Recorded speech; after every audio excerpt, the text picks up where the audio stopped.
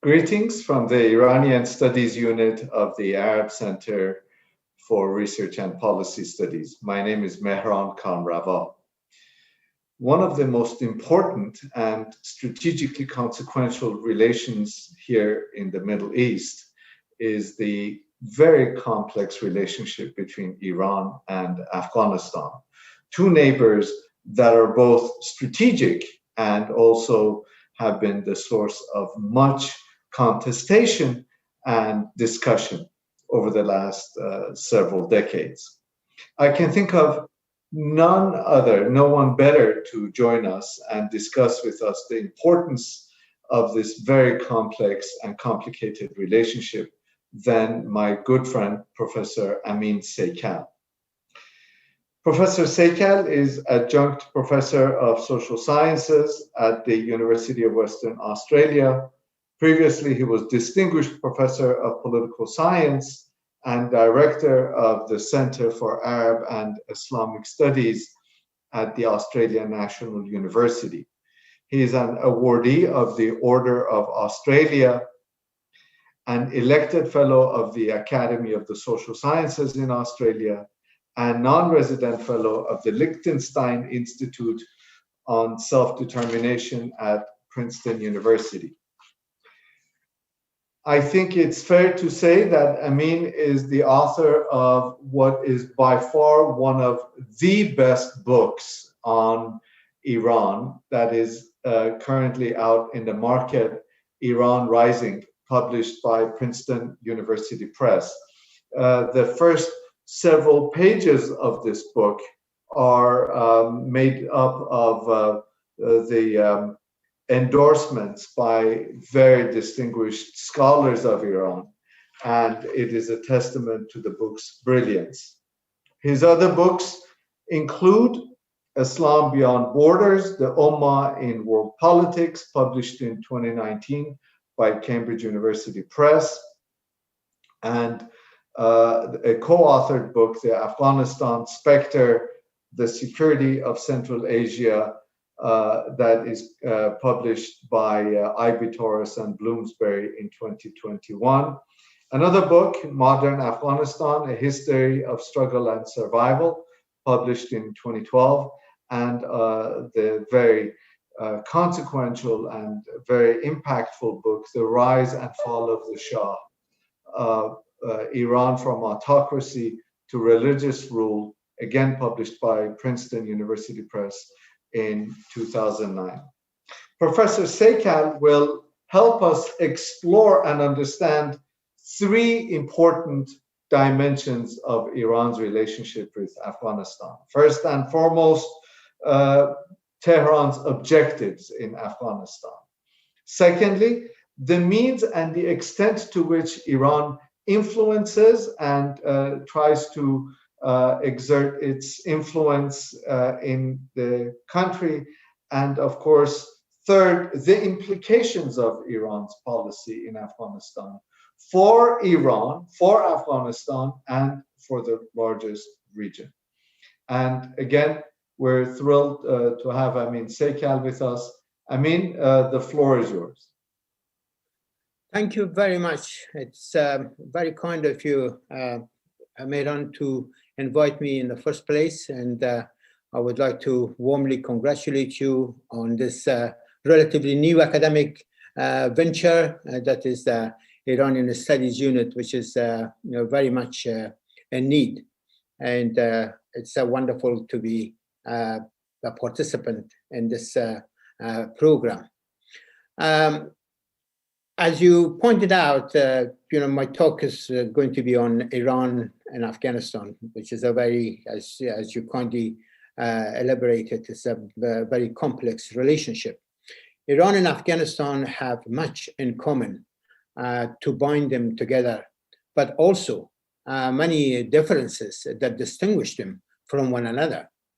Their shared cross-border, cultural, linguistic, ethnic, and sectarian linkages, as well as security imperatives, strongly underpin their need for neighborly cooperation and peaceful coexistence. Yet, this has been, both historically and in contemporary times, punctuated from time to time by their divergent domestic and foreign policy outlooks and security postures, as well as the capacity to influence each other in support of their national and regional priorities. The resourceful Iran has had more power of disposition and extraction and the relationship than the largely poor and turbulent Afghanistan.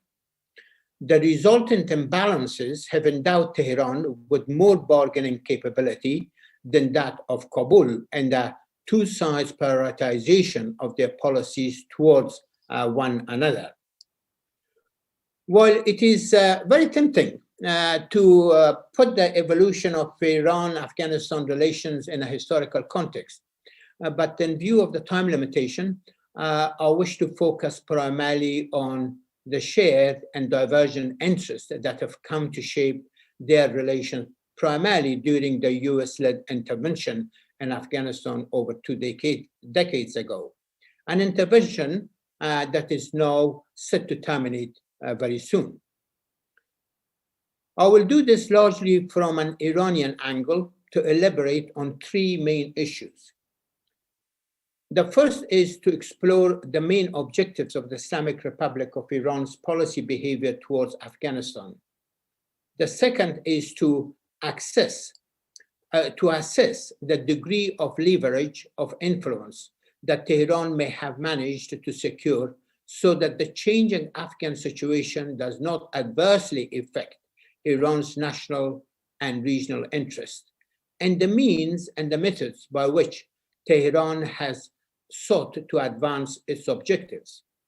The third objective is to examine very briefly where Iran is likely to stand in relation to a post-US Afghanistan. Like any state, the Islamic Republic of Iran's foreign policy is primarily a reflection of its domestic politics. In fact, the confluence of internally and externally generated factors has exceptionally influenced its behavior towards its neighbors. Afghanistan is no exception in this respect. The fact that Afghanistan is war-torn and its future is shrouded in uncertainty makes the country a more vulnerable target to outside, and for that matter, Iranian interventionism, than otherwise may have been the case. Ever since the start of Afghanistan's turbulences more than 40 years ago, coinciding with the advent of Iran's Islamic regime, Tehran has been concerned about the potential impact of its neighbors' misfortunes on its domestic and regional security settings. The US-led intervention, starting in October 2001, produced 2 contrasting results for Iran. On the one hand, it toppled the anti-Iranian regime of the Pakistan-backed and Saudi-patronized extremist Sunni Islamic Taliban and dispersed the leadership and main operatives of Al-Qaeda, whose 9/11 attacks had triggered the US invasion. On the other hand, it brought the forces of Iran's arch global adversary next door, enabling the United States to establish military bases, including one very close to the Iranian border in Afghanistan and also in the Central Asian republics bordering Afghanistan. This, together with the US deployment in the Gulf and the subsequent 2003 American invasion of Iraq, amounted to an encirclement of Iran as part of Washington's long-standing policy of containment of the Islamic Republic. This unexpected dual impact development confronted Tehran with serious policy dilemmas. The United States' removal of the Taliban from power, with whom Iran had come very close to a major military confrontation in October 1998 over the malicious killing of Iranian consulate personnel in the northern Afghan city of Mazar-e-Sharif, certainly pleased the President Mohammad Khatami's reformist government. It provided it with a unique opportunity to substantiate its advocacy of a dialogue of civilizations and the conduct of Iran's foreign relations and to refrain from opposing America's Afghan adventure. It actively participated in the US-driven and United Nations-backed December 2001 Afghanistan-Bonn Peace Conference that legitimized America's intervention and mapped out a course of post-Taliban political evolution for Afghanistan. So sorry to interrupt you. We're being asked if you could raise the volume a little bit. The volume, let me just see. Or maybe speak a little, just a tad louder, if at all possible. I will do that. Thank you so much. Yeah. The Khatami's government backed Washington's preferred choice of Hamid Karzai, a relatively unknown but anti-Taliban Pashtun figure, to head an interim administration. Leading the Iranian delegation at the conference was Iran's current Foreign Minister Jawad Zarif, who found it opportune and even to convey to his American counterpart, James Dobbins, the Khatami government's willingness to open a channel of discussion with Washington for improving relations, but only to be ignored by the hardline administration of President George W. Bush. Instead, Bush, in his 2002 State of the Union, condemned Iran as a member of the axis of evil. Meanwhile, given the factionalized nature of the Islamic Republic's luring clerical cluster, Bush's condemnation of the Islamic Republic as an evil actor, plus America's Afghan intervention, signaled the hegemonic position of the US for many of Khatami's hardline opponents. These elements were patronized largely by the supreme leader and backed by those closely associated to state instruments of power, the Islamic Revolutionary Guard in particular, who control most of the levels of power as they do to the present day. They set out to do whatever possible to make life difficult for the United States and Afghanistan, without engaging in such overt actions as to provide the Bush administration with a pretext to attack Iran. This contrasting factional approach more or less defined the parameters of Tehran's policy objectives towards Afghanistan and how it should go about achieving them, with some adjustments as the evolving Afghan situation required. Broadly speaking, Tehran's policy attitude towards Afghanistan came to evolve in pursuit of primarily three interrelated ideological and geo-strategic objectives. The first has been to foster stability within Afghanistan and back the Shia and Persian-speaking segments of the Afghan population, to prevent Afghanistan's troubles from spilling over the Iranian border, and to support a functioning state within which Iran could expand its influence. The second is to ensure that the United States, and for that matter, other competitive regional actors, most importantly Pakistan and Saudi Arabia, through its strategic ties with Pakistan, are not in a position to threaten the Islamic Republic or undermine its national and regional security safeguards, involving Tehran's nurturing of what I call a strategic entity stretching from central Afghanistan to southern Lebanon. The third is to enhance, or the third objective of the Islamic Republic is to enhance relations with Afghanistan in ways that could link up the country politically, economically, and infrastructurally to Iran to whatever extent possible, and to enable the Islamic Republic to reap as much, if not more, reward as Afghanistan from the process of the war-torn country. To achieve these objectives, Tehran has utilized a variety of largely soft power, but also hard power when necessary, as means to build bridges of influence in Afghanistan. Let me focus on three areas as most salient. On the political front, following the Bonn Peace Conference, where the Iranian delegation played a key role, Tehran fully endorsed the outcome of the conference. It backed Karzai's interim, transitional, and elected governments over the next 14 years. It courted Karzai personally and fostered close relations with some members of his inner circle. However, in deference to the Bonn Agreement and his own impulses, Karzai wanted his cabinet to reflect the diversity of the mosaic population of Afghanistan.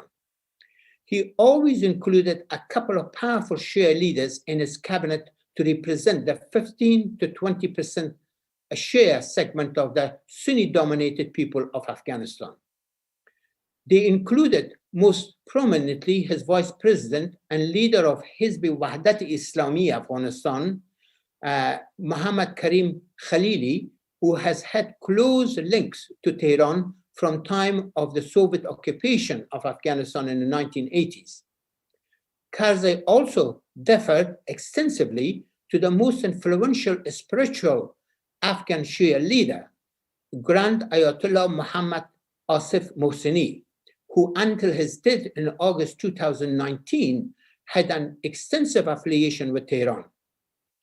He enjoyed a substantial amount of direct Iranian financial and logistical support assistance to build a large seminary and educational compound of Shia learnings from primary school to university level in Kabul, all in Mashhad style, and commanded a huge Shia following.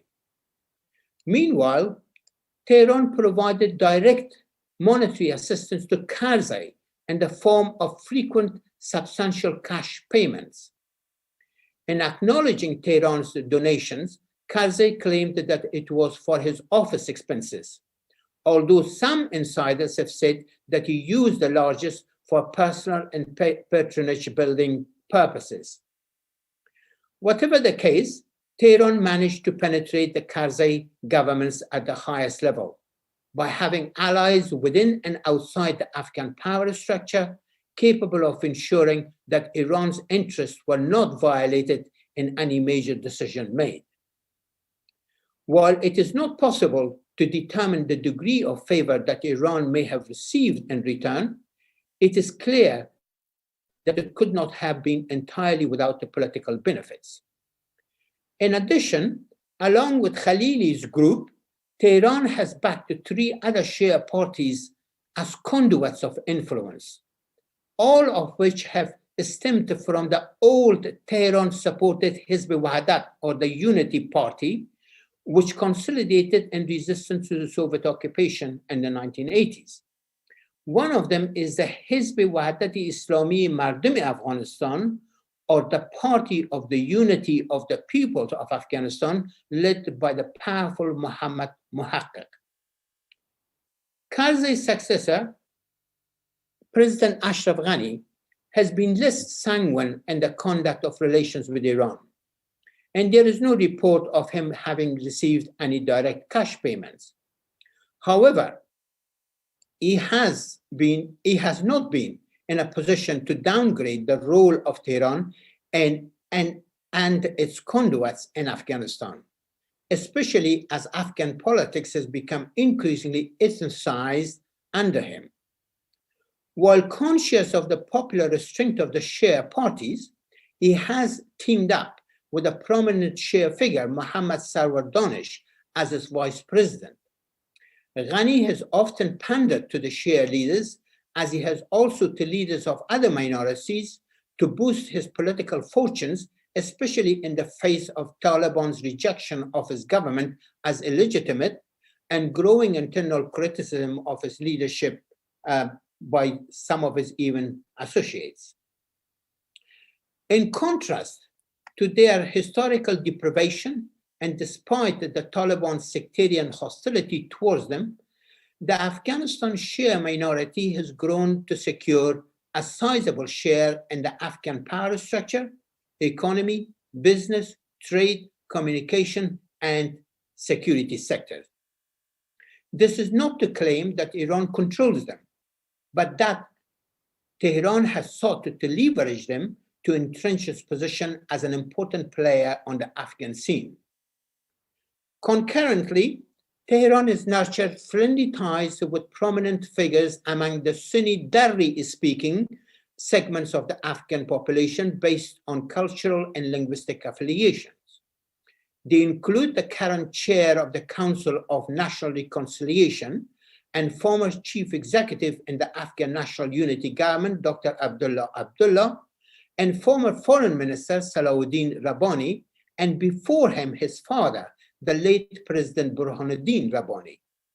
In other words, Tehran has more or less practiced in Afghanistan what is pursued in some of Iran's other regional neighbors, cultivating and backing receptive groups as actual or potential proxies of influence.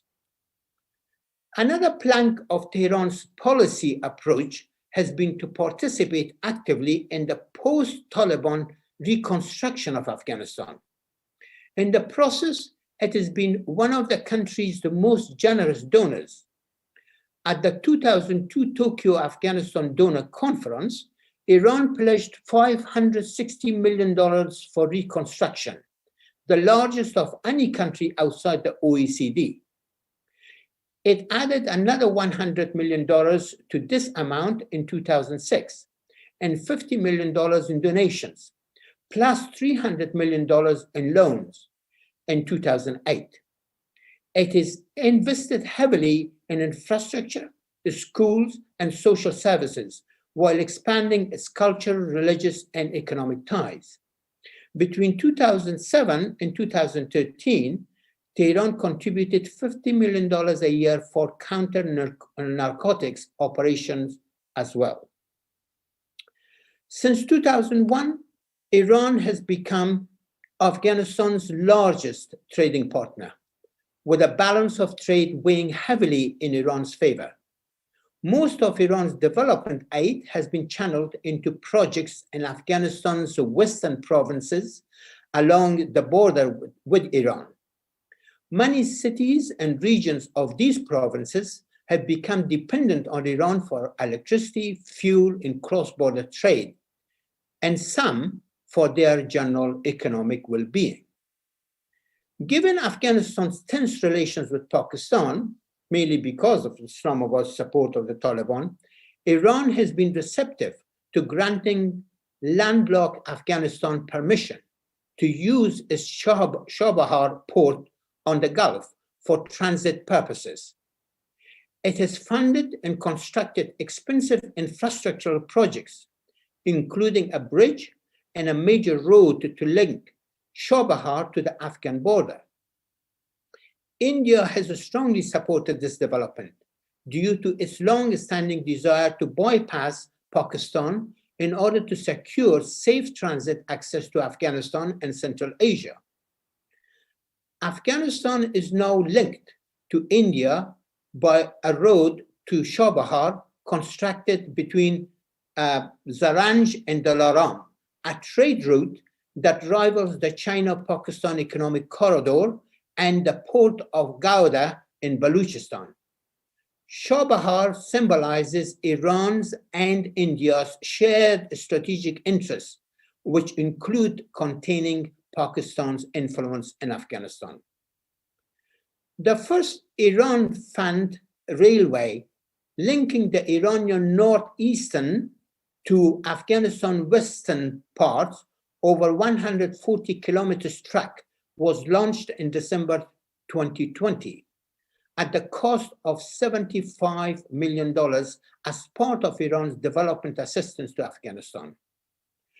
When this track is extended to Herat, that is the main city in western Afghanistan, the network will help transport 6 million tons of goods and up to 1 million passengers a year. The Islamic Republic's soft power, including Khatam al-Anbiya, which is essentially an instrument of the powerful Islamic Revolutionary Guard, and different bunyads, or the charity, basically government-linked charity organizations, have assumed an important role in Iranian activities in Afghanistan. The Iranian involvement in various forms has certainly benefited Afghanistan, but it has also enabled the US-sanctioned Iran to reap substantial dividends from its investments in Afghanistan. It has leveraged Afghanistan for sanction-busting purposes in a variety of ways. For example, given that Afghanistan has been awash with dollars, not only has it sold goods to Afghanistan, most importantly oil, in exchange for dollars, but also Iranian merchants, many linked to the power structures in Iran, have often managed to exchange large amounts of Iranian riyals, that's Iranian currency, for dollars in Afghanistan. And their Afghan counterparts take the riyals back to Iran to purchase products and import them to Afghanistan. The Afghan Finance Ministry has several times reported that reported what it has called the flight of dollar to Iran from Afghanistan. While Iran-Afghanistan relations have overall been positive, they have not been free of certain challenges. Despite disputes over water allocation and the delineation of boundaries affecting the Helmand River and the Harirot-Murghab basin in Afghanistan have been the source of multiple tensions since the 19th century between the two countries. Given that both countries suffer from water shortages, this will continue to be a major point of contention. The two countries signed the Helmand River Treaty in 1973, which established a formal agreement on the division of water. However, the Iranian side has claimed that it has not been fully implemented. Afghanistan has planned to build 21 dams to boost agricultural production and produce electricity. It has accused Iran of attempting to block the Kamal Khan Dam on Helmand River. In 2011, a captured Taliban official claimed that he had been offered $50,000 to sabotage the Kamal Khan Dam in the Afghan province of Nimroz. The dam has nonetheless been completed and was inaugurated in March this year to the dismay of Tehran. Afghanistan's many refugees have been another contentious issue. Although there is no accurate figure for the number of Afghan refugees in Iran, the country is widely believed to host some 2 million of them, the second largest number after Pakistan. Until recent years, Tehran treated the refugees quite well, giving them access to generous social security programs. However, the plight of refugees has generally deteriorated as Iran's economic difficulties have mounted. Iran has also used the refugee issue to gain political leverage against the Afghan government whenever deemed desirable, with Tehran threatening to deport refugees en masse to Afghanistan on several occasions. A good number of refugees have been repatriated in the last few years, with some also escaping pandemic-ravaged Iran. Adding to the complication of relations has also been Tehran's recruitment of Afghan refugees to fight in Syria, and Iranian border guards killing of groups of Afghans who have tried to cross the border looking for work in Iran. One such incident occurred in early 2020, whereby Iranian guards beat and pushed at least 70 Afghans into the Harirot River. A further point of contention between the two countries concerns cross-border drug trafficking from Afghanistan, which is the largest, or at least one of the largest, poppy growing and heroin producing countries in the world. Because Afghanistan does not have sufficient security, border, and customs forces, Iran has had to deploy a substantial and costly border guard to combat the drug trafficking, costing the lives of many of its security personnel over the years. Despite its efforts, Iran now has one of the largest number of addicts in the region, entailing huge health and social problems for the country. Tehran wants Kabul to do more to stem the flow of opiates into Iran, but the Afghan government has little capacity to do so. Another issue complicating Iranian-Afghan relations is Tehran's distrust of nuclear-armed Pakistan, despite the good relations between them on the surface.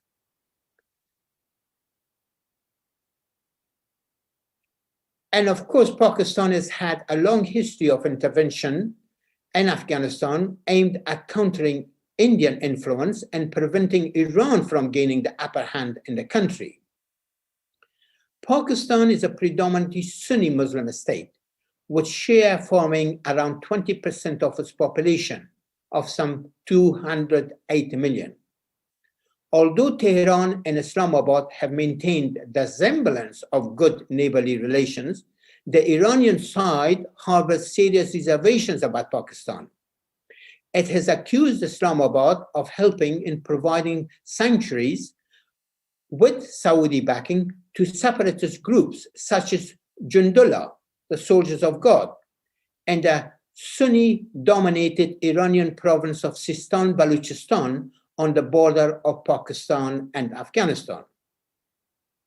Finally, Tehran has been very unhappy about Afghanistan-US Strategic Partnership Agreement, which was signed in 2012 and was reaffirmed by Ashraf Ghani 2 years later, enabling the United States to have permanent military bases in Afghanistan. Kabul has defied Tehran's serious objections in this respect. However, now with the imminent withdrawal of all foreign forces, the United States has begun the process of handing over these bases to the Afghan National Security Forces. Although the strategic agreement will remain in place and the United States will retain a residual force involving an intelligence network to protect its mission in Kabul and conduct counterterrorism operations whenever required, the issue of the bases should not be a major concern for Tehran any longer. As the United States and its NATO and non-NATO allies are scheduled to make a military exit from Afghanistan by 11th of September this year, which will also mark the 20th anniversary of 9/11, the question is, where will this leave Iran in relation to a post-US Afghanistan? It's clear that after 2 decades of fighting, the Taliban-led armed resistance, or fighting the Taliban armed resistance, the United States and its allies have failed to achieve Washington's original promise of transforming Afghanistan into transforming Afghanistan into a stable, secure, and prosperous country. In fact, they leave behind a broken country, as they did with Vietnam and Iraq. Ultimately, the United States could neither secure a credibly reliable partner in each of these countries, nor sell its invasions to the peoples of the subjected countries, and for that matter, to its own constituency. And of course, also, this was a problem that the Soviets faced in Afghanistan. The US military departure must please the ruling hardliners in Iran. This is what they had all along advocated. But since the United States departure takes place without a universal ceasefire and political settlement that could lay the foundations for a lasting power-sharing arrangement between the Taliban and other warring parties, Afghanistan is at a serious risk of descending into wider and deeper turmoil, prompting the country's neighbors to support the different groups in pursuit of their conflicting regional interests, as they did following the Soviet withdrawal and, of course, the fall of the Dr. Najibullah's government. In the event of either this likely scenario homogenizing or the Taliban gaining ascendancy, Tehran has built sufficient assets in Afghanistan to enable it to defend its interests. It not only has important Shia and Tajik allies, but has also courted certain elements of the Taliban, especially since 2016, and the expectation that the militia at some point would be a key player in determining the future direction of Afghanistan. As in all its foreign policy actions, the Islamic regime has often been more pragmatic than ideological when it comes to self-preservation and defense of Iran in the context of changing regional and global circumstances.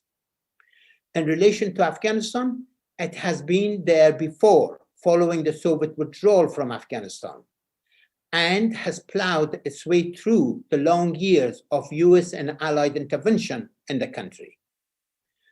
One should not underestimate Iran's potential this time to work closely with Russia, China, and possibly India, despite the differences between China and India, to make sure that its regional geopolitical interests are protected, irrespective of whatever direction Afghanistan may take. It is not going to be easy, but whatever its internal and external problems, that is Iranian internal and external problem, the Islamic regime has repeatedly proved to be resilient. Thank you very much.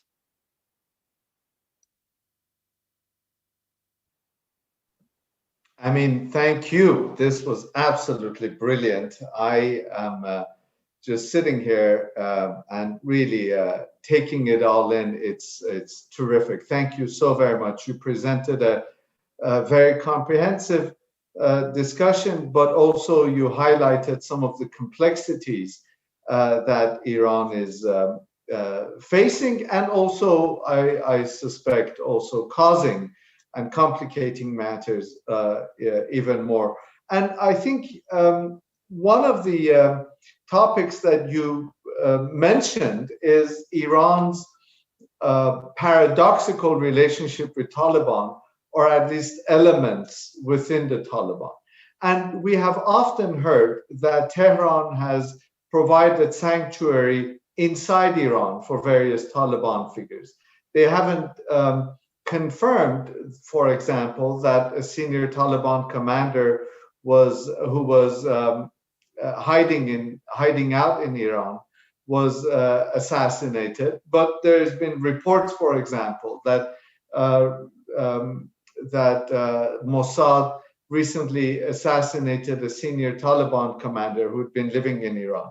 Can you elaborate on Iran's relationship with Taliban and probably the specific kind of provision of refuge for some senior Taliban figures inside Iran?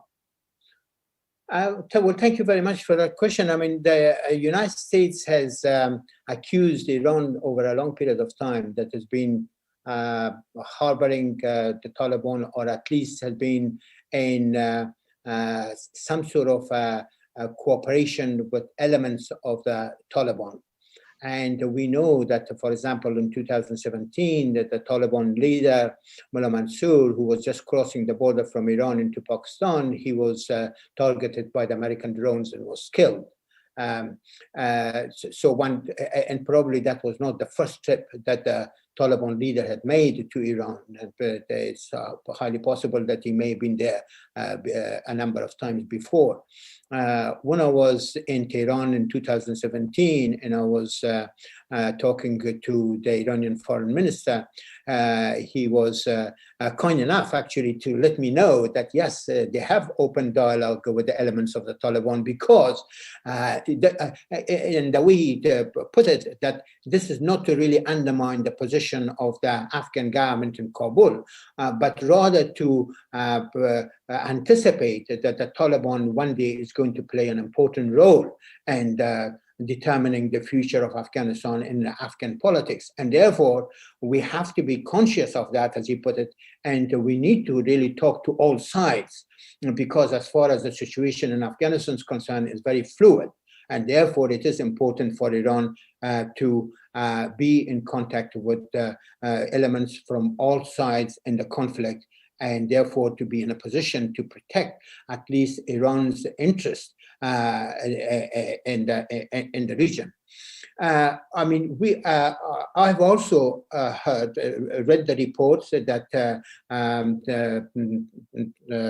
Iran has been hosting some of the Taliban operatives, and of course, we know, at least in the case of one of its leaders who would cross the border into Afghanistan and was killed. So I think there is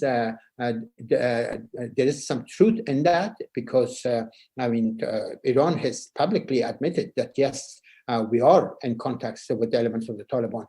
And of course, recently, Tehran officially invited a Taliban delegation to visit Tehran, and they had official talks with the Iranian dignitaries in Tehran.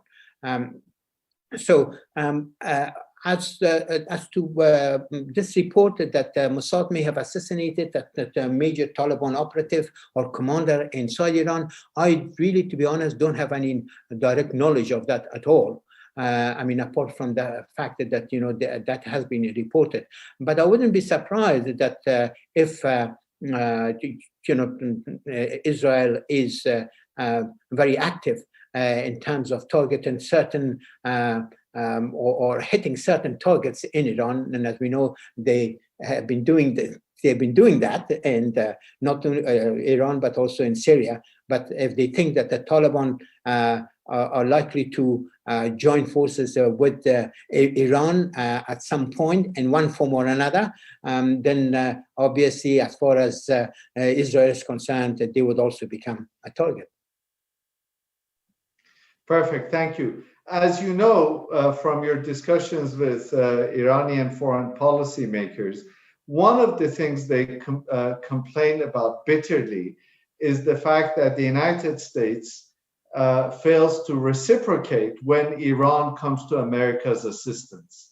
And you alluded to this in relation to the Bonn conference and Iran's efforts in Afghanistan. And so one question that one of our viewers has asked is the extent to which Iran supports the American withdrawal. And you highlighted some of the complexities, because in some ways it's be careful what you wish for, because if many people in Tehran have been demanding America's departure, but at the same time there's this real possibility of Afghanistan once again disintegrating into chaos, and that would have negative consequences. So the question that we've been asked is, does Iran support US presence in Afghanistan to contain al-Qaeda retaking Afghanistan, or does it support the withdrawal, which may lead to the return of the Taliban?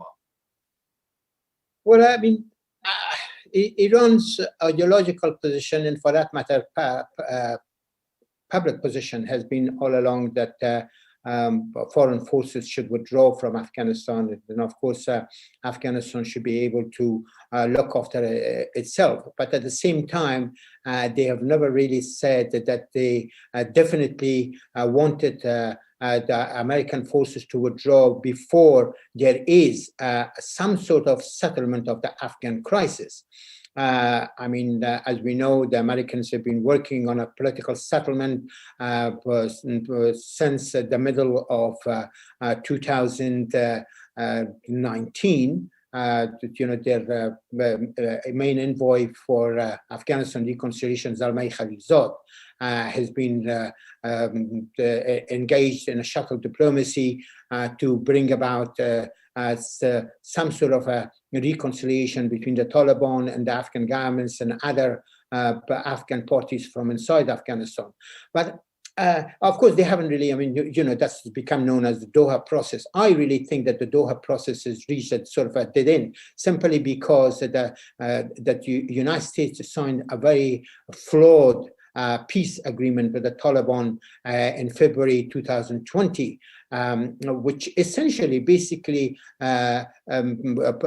called for the withdrawal of all foreign forces from Afghanistan and return for a pledge by the Taliban that they would not allow the Afghan territory to be used for hostile actions against the United States and its allies. But of course, the Taliban don't control all of Afghanistan. I mean, it was really based on a false premise. I mean, yes, the Taliban has a control over something like about possibly 50% of Afghanistan, but they have not so far been able to take over a major city. Whenever they have really attempted to take over a major city, like, for example, Kunduz in the north of Afghanistan, so on, but they have been sort of driven back, or for that matter, Ghazni and the southeast. I mean, they've been driven back. And yet, that peace agreement between the United States and the Taliban really basically raised the position of the Taliban, or the status of the Taliban, as America's partner in peace. And it really emboldened the Taliban, that from that point, they knew that they had the United States and its allies on the run. And therefore, they didn't have to really seriously negotiate a political settlement. The agreement served the United States' purpose for enabling it, you know, and of course it was done under the Trump administration, to withdraw American forces, and he brought them down to something like about 2,500. And now, of course, Biden has all along not been in favor of this long war in Afghanistan. In fact, when Obama reviewed U.S. Afghanistan policy in 2009, Biden was one of the few people in the administration, as the vice president then, that he was not really in favor of increasing American troops in Afghanistan for a surge similar to what had happened in Iraq. I mean, Obama finally decided to send another 30,000 troops, but at the same time, he said that most of the American troops will have to be withdrawn from Afghanistan by the end of 2014. But Biden was not all that in favor of that. But now that Trump has started the process of the withdrawal, I mean, Biden is basically going to complete it. And that's what he's really doing. But it is really taking place without a political settlement, without a universal ceasefire. The Americans have now proposed an international conference in Istanbul, which was supposed to be held on the 24th of May. And but the Taliban have said that no, you either release another 7,000 Taliban prisoners from Afghan jails, or we are not really going to come to the Istanbul conference. If they decide, at the end they may participate, but if they decide not to come, then there's no purpose in holding that conference in Istanbul. And now they have postponed the conference, and we don't know, it is postponed almost indefinitely. But the Americans are absolutely determined, and they have already started withdrawing their forces, and that they want to complete the withdrawal by the 11th of September, as Biden has promised. And of course, all America's NATO and non-NATO allies are withdrawing as well. So I think Iran is going to face, again, I mean, as I said, Iran had been there before when the Soviets withdrew from Afghanistan. And then will have to really act in ways which could possibly enable it to have a strong leverage in Afghanistan. And I think at this point that the Iranians will probably do the same thing. I think there's a lot of discussion in Iran at the moment that how they can possibly not only protect Iran's border with Afghanistan, but also maintain their leverage in Afghanistan. But at the same time, it comes at a very sensitive time for Iran, because they're going to have the presidential election or elections in June. And so we don't know what's going to be the outcome of the elections. We know that President Rouhani is not eligible to run again, and who's going to be their candidate, and who's going to really win the elections. I think that is also going to have a lot of impact. I think there are people in Iran, particularly, if I could term that use, the reformists and pragmatists, that who would have really preferred to see the Americans staying in Afghanistan until there was a political settlement and perhaps a lasting political settlement in Afghanistan. But then, of course, there are people, the popularly known, the hardliners, who would like to see the Americans to depart as quickly as possible, and their wish has come true. But whether that is really going to benefit Iran or is going to complicate Iran's regional position further, I think that remains to be seen. Perfect, thank you. You answered a couple of other questions that had been asked in the process of answering that. So I'm grateful, but we have a bunch of questions and we want to get through as many of them. So if you could keep your responses brief, I know, but thank you so much for that explanation. How popular is Iran among the Afghan population? I think there are segments of the Afghan population. As you know, Afghan population is so mosaic. Afghanistan is truly a land of minorities. There is no majority group in Afghanistan, although the ethnic Pashtuns, who are divided in two major tribes and so on, they form the largest, or historically they form the largest minority, but there are all the others, the Tajiks and the Uzbeks and the Turkmens and the Taimakis and, the rest of them, they're all there. Iran is popular particularly among the 15 to 20% share population of Afghanistan. There's no question about it. And of course, some of the Tajik elements in Afghanistan, and of course they are Dari speakers, dialect of Persian, and they have close cultural affiliation with Iran. They also have received assistance from Iran before, even during the Soviet occupation of the country and subsequent to that occupation. And I think they will maintain their contacts with Iran. But there is segments of the Afghan population, particularly the non-Persian speakers and the non-Shias, among whom Iran is not really that popular. And of course, they see, because they have got their own sectarian biases. And they've got their own cultural biases and linguistic biases because they're Pashto speakers and all those sort of things. So I think one could not really expect Iran to have an easy ride among the non-Persian, non-Shia population of Afghanistan. And I think that's why it's, from the Iranian perspective, it's important to cultivate a good relationship with the elements of the Taliban, as they've done. Yeah, thank you. One of our colleagues here at the Arab Center, Dr. Ahmad Kadura, has a question. Dr. Ahmad, go ahead, please.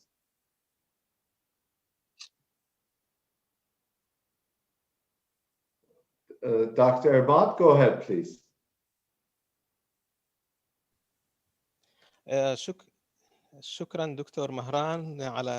Thank you very much, Dr. Mehran.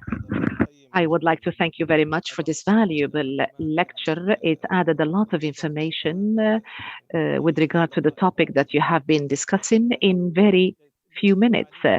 So I have a comment and a question about the future of the relationship between both Iran and Afghanistan.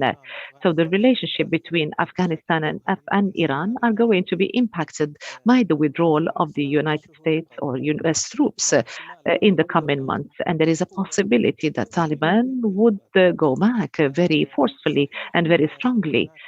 Yes, there are attempts made by Iran, as it was mentioned by the lecturer, in order to enhance relations with Taliban, waiting for perhaps the Taliban reaching power. And there are so many accusations that have been made, the NATO in Afghanistan. There are accusations to Iran that they train Taliban, host Taliban, give them support. So there are so many accusations that are made by NATO. And also there is an open dialogue between Iran and Taliban sometimes, and sometimes they host some members of Taliban. So this is on the one hand. So on the other hand, the return of Taliban, it is going to lead to a number of pivotal questions that are going to be posed when it comes to relationship with Iran. So Taliban, when it goes or it becomes in power in the next 6 months to 1 year, and if it controls the situation, so if it is in power, and if there are powers that would want to have relations with Taliban, including the United States itself, that is going to be keen to have strong relations with Taliban in order to contain its behavior. The same applies to China, to Russia, in addition to Pakistan and Saudi Arabia, the two competitors to Iran. So Taliban is no longer the same Taliban that used to fight in the past, that used to fight tactically. No, Taliban now has its own memory, knowing that Iran was amongst the countries that supported the North Coalition and the Abdullah Coalition, and also supports the President Ashraf Ghani. So there is also a relationship that is full of tension since the rule of Taliban in the 90s. Between Taliban and Hazara in Kabul and so on. And this was one of the reasons behind the tension that was there 2 decades ago. So in addition to the competitors, that Taliban is going to keep good relationship with them. So countries that do want to have good relations with Taliban. And also, I would like to mention that Iran has good relations with the competitors, local competitors of Taliban, and also on a sectarian perspective, there is a great deal of competition and tension as well. So it seems that the future relationship between Taliban and Iran is going to be very difficult indeed, and perhaps it can lead to some of the tension that used to be there in the past. So in the light of these parameters, what is your view with regard to the future of relationship between the two countries in terms of competition? Yes, Iran has invested a great deal in order to enhance the relationship with Afghanistan and Taliban, but the things that you have mentioned are going to impact the relationship if Taliban is in power. Thank you very much.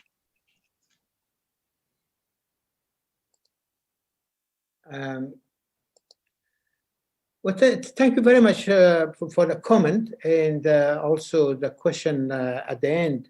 I mean, as you explained, I mean, certainly the Taliban are not going to have a free run in Afghanistan if they achieve political ascendancy in the country. And of course, I mean, you know, that is a strong possibility. I mean, there are other forces in Afghanistan. I mean, not only the Iranian-backed parties, and but there's also, for example, Marshal Dostum in the north, who's very strongly supported by Turkey and Uzbekistan, and you have also the old Jamaat Islami, or the Party of Afghanistan, which once used to be headed by the late President Burhanuddin Rabbani, and then subsequently, of course, one of its famous commander, and for that matter, legendary commander, was Ahmad Shah Massoud, that who fought the Taliban and so on. I mean, there are other forces that are going to really oppose the Taliban. And also a number of surveys which have been carried out inside Afghanistan points out very clearly that the majority of the Afghan people really do not really want, they don't want to return to Taliban, to rule and by the Taliban. I mean, I think at one point you're right that probably Taliban, or at least or elements of the Taliban, have really changed. They're not really the same as they were in the 1990s. But at the same time, if you really listen to their statements and speeches, the change is not, on their part, is not really that great.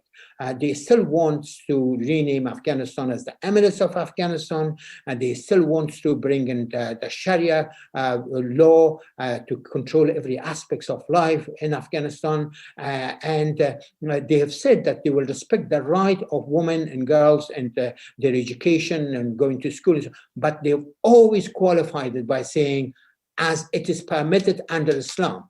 And of course, as it's and Taliban interpretation of Islam is very different from, and the application of Islam by the Taliban is very different from number of other groups inside Afghanistan.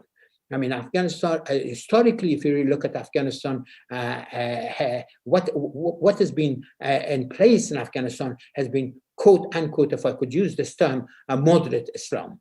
It's been more at the village level Islam, not sort of a radical Islam. Radical Islam is very much imported into Afghanistan in the last 40 years. It came basically from Pakistan. And of course, the Taliban was the embodiment of a very extreme form of Islam as they practiced when they were in power in the country. So, I mean, as I sort of mentioned towards the end, and of course in the previous answer, that the relationship between Iran and a Taliban government and power in Afghanistan is not going to be smooth. But there are some important signs that we have to really watch.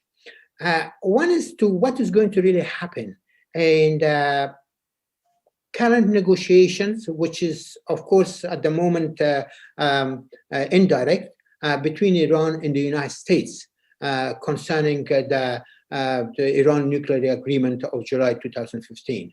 What is going to be the outcome of that? I mean, the Biden administration has already unfolded a number of important initiatives, which actually, if you are sitting in Tehran, you'd be really quite pleased with those initiatives.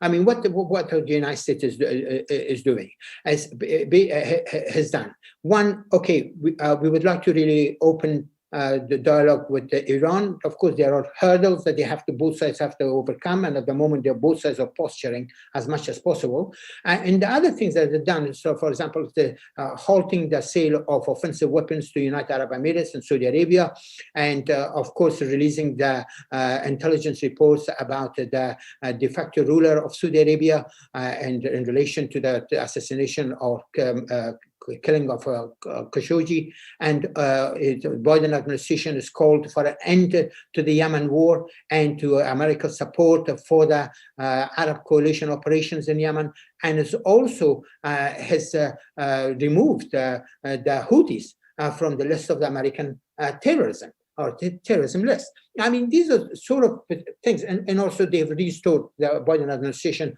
some of its for financial aid to the Palestinians and so on. I mean, these are the sort of things that could really please some of the people in Tehran when they are sitting and looking at where the United States is really going.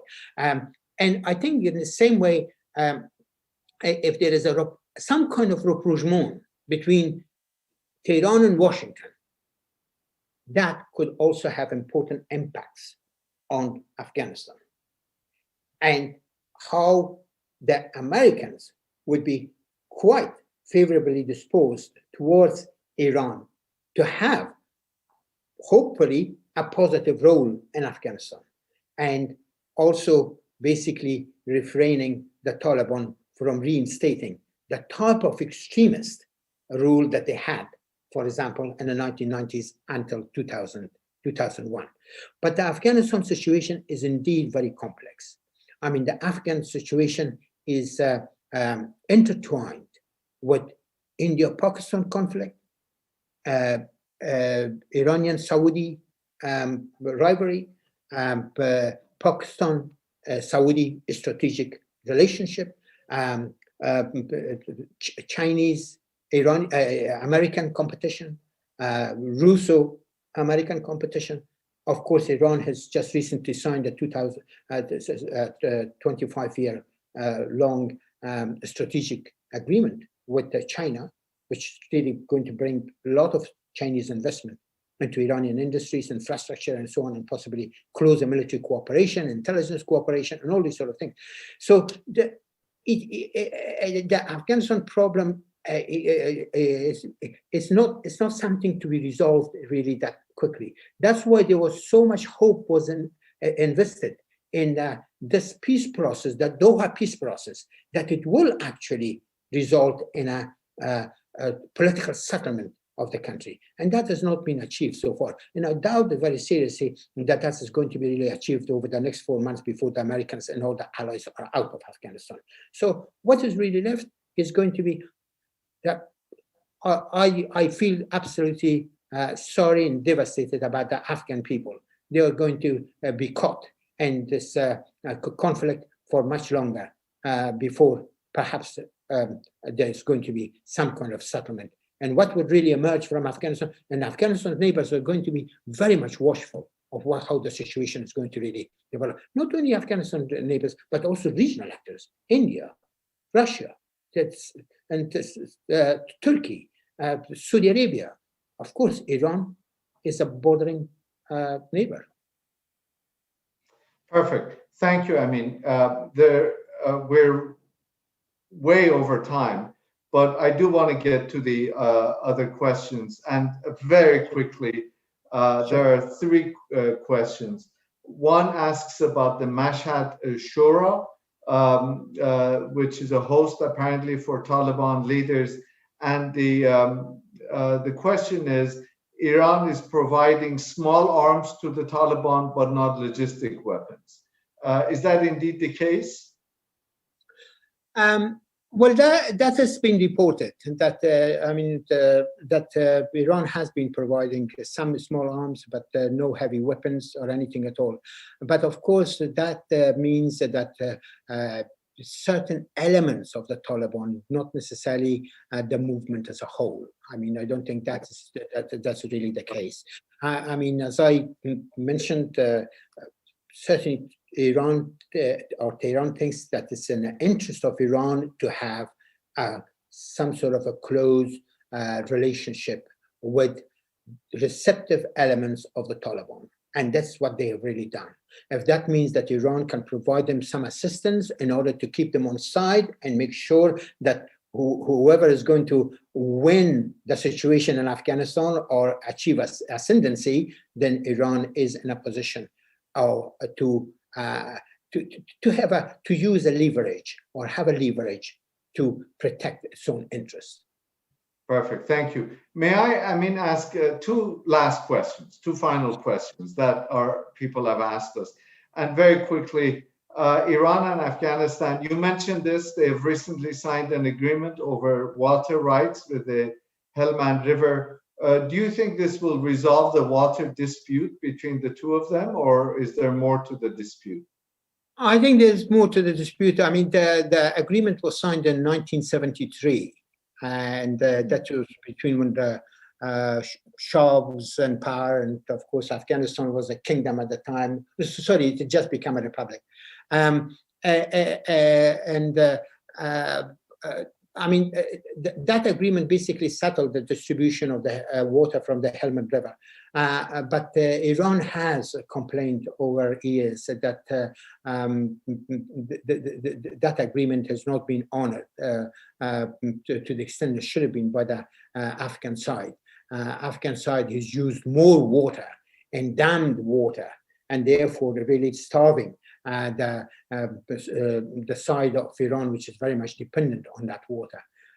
So I think there is in the system invasion, and I mean, it is for both Afghanistan and Iran that the border area is a very, very dry area. And obviously both sides are very much interested to take as much of that water as possible. Know that Afghanistan has also built this new dam there, and it was only inaugurated, a couple of weeks ago.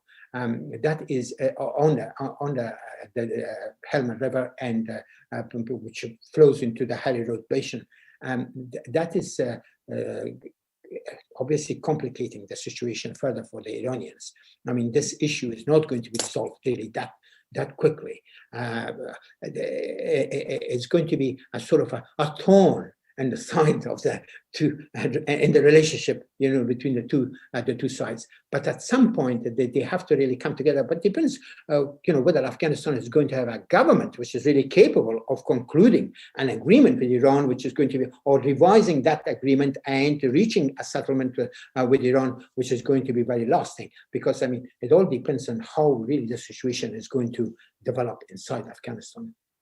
Perfect, thank you. And this last question deserves an entire talk on its own, but if you can just say a couple of things about it.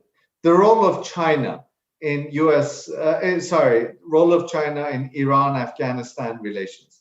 Is there any dynamic there? Well, the Chinese have been very cautious in Afghanistan, and of course, they've been, first of all, very much concerned to protect their short border with Afghanistan, which is on the Xinjiang province of China, and of course that's where the Uyghur population is located, and now there's a lot of controversy about what China is really doing in relation to the Uyghur population.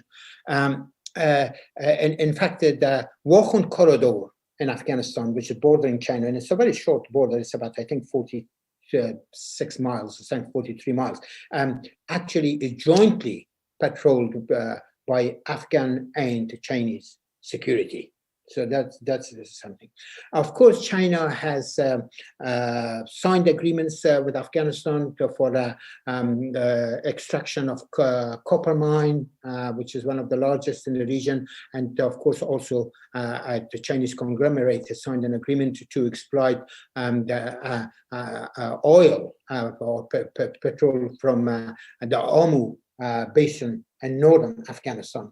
But they haven't really come all to fruition. And China was supposed to build a railway which could connect the Hajigak copper mine to the oil basin in Amu area and so on. But none of them has really come to full fruition simply because of the security situation in the country. So China has been somewhat very careful about the role that is really played in Afghanistan. And that role is also somewhat very much qualified by China's strategic relationship with Pakistan. China does not really want that relationship to be disturbed. And of course, the Pakistanis are also very keen to maintain that, because that is their biggest bargaining chip that they have in their relationship with the United States. And so sort of, because, and China has made a massive investment as part of its One Belt, One Road initiatives in Pakistan. Something like 45 to $50 billion and so on. And they've got the port of Gouda and Balochistan, which is very, very important for the Chinese, and particularly in terms of their Belt and Road initiative and the Silk Road that they want to establish and go right across to Europe and so on. And Iran is going to play a very important role in that as well, by the way. And this is a strategic agreement which has been signed between Iran and China. That is going to be important in that respect. So I think China is basically at the moment watching the situation, how this is going to really develop in Afghanistan. But one thing which has been booming quite a bit in that trade between Afghanistan and China, and some of the people who are actually spearheading this boom is from the amongst the Shia minority in Afghanistan, particularly the Hazaras. I mean, they're doing really booming trade. There's flights going, coming, Beijing, Kabul, and all those sort of things. So, but Chinese are also very much interested in the raw material in Afghanistan. So they would like to really see a stable, peaceful Afghanistan so that they can come and invest and particularly extract the raw material that China needs very badly worldwide, but also if they can get it from Afghanistan, well, that will be an icing on the cake, for them, very close by. But I think at this stage, they don't want to appear as the one who's going to play a determining role in Afghanistan. I think they have left that to their Pakistani allies in many ways, and the Pakistani allies will in many ways moderate the Taliban as far as their relationship with China is concerned. I mean, I cannot thank you enough. This has been absolutely terrific, enlightening, and insightful. Most grateful to you. On behalf of my colleagues here at the Arab Center for Research and Policy Studies, I thank you. I thank our audiences here in Doha and worldwide. It's been absolutely terrific. And I mean, I sincerely hope you agree to come back in a year or so and enlighten us with the evolving developments at that point. Thank you so very much. Well, thank you very much, and it was really a pleasure. And I'm absolutely delighted to see you, if not face to face, but at least through Zoom. The way the world is turned now, you know, Zoom is the big thing. And also, I'm very thankful to your audience, and particularly those who asked questions, and they were very intelligent and pointed questions. And thank you very much. And hopefully, we will see one another at some point, somewhere. Some point, somewhere, hopefully sooner than later. Thank you again. And my sincere thanks to everyone, my colleagues behind the scenes who have made this possible, and to our audiences worldwide. Thank you very much, and a good day from Doha. Good evening from us, and good morning from you. Bye.